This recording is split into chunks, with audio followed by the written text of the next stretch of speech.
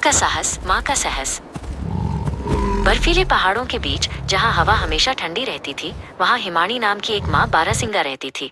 उसका छोटा बच्चा था जिसका नाम था प्रीत। हिमानी का दिल प्रीत के लिए दुनिया का सबसे गर्म घर था। रोज सुबह हिमानी प्रीत को सिखाती थी कि स्वादिष्ट काई कहाँ मिलती है और तेज भागने के लिए पैरों को कैसे मजबूत बनाना है। प्रीत ध्यान से माँ की बातें सुनता था, लेकिन वो हमेशा माँ के पास ही रहना चाहता था। एक दोपहर जब वे चट्टानों के पास आराम कर रहे थे, तभी उन्हें एक धीमी भारी आवाज सुनाई दी। ये आवाज थी जंगल के राजा शेर केसरी की, जो शिकार की तलाश में बहुत दूर निकल आया था। केसरी ने बर्फ पर हिमानी और प्रीत को देख लिया।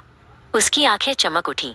जैसे ही केसरी गुर्राया और छलांग लगाने की तैयारी की, हिमानी ने अपने बच्चे को पीछे धकेल दिया। उसे पता था कि अब भागने का समय नहीं है। प्रीत, मेरी जान, तुम तेजी से भागो और उस बड़ी देवदार के पेड़ के पीछे छिप जाओ, हिमानी ने तेजी से कहा। फिर वो केसरी और प्रीत के बीच खड़ी हो गई। उसकी सींगें आकाश की ओर उठी हुई थी। केसरी जोर से दहाड़ा। उसने सोचा कि ये बारहसिंगा आसानी से डरकर भाग जाएगी, लेकिन हिमानी नहीं हिली। उसका प्यार डर से कहीं ज्यादा मजबूत था। वो अपने बच्चे की ढाल बन गई। हिमानी ने अपनी पूरी ताकत से केसरी के सामने वाले पैरों पर हमला किया। उसकी नुकीली सींगों ने केसरी को पीछे हटने पर मजबूर कर दिया। केसरी हैरान था। उसने कभी नहीं सोचा था कि शिकार पलटवार करेगा। हिमानी को पता था कि वो ताकत में केसरी से जीत नहीं सकती, लेकिन वो चालाक हो सकती थी। उसने बर्फीले मैदान के एक चिकने हिस्से की ओर भागना शुरू कर दिया, जहां बर्फ एक नदी की पतली परत थी।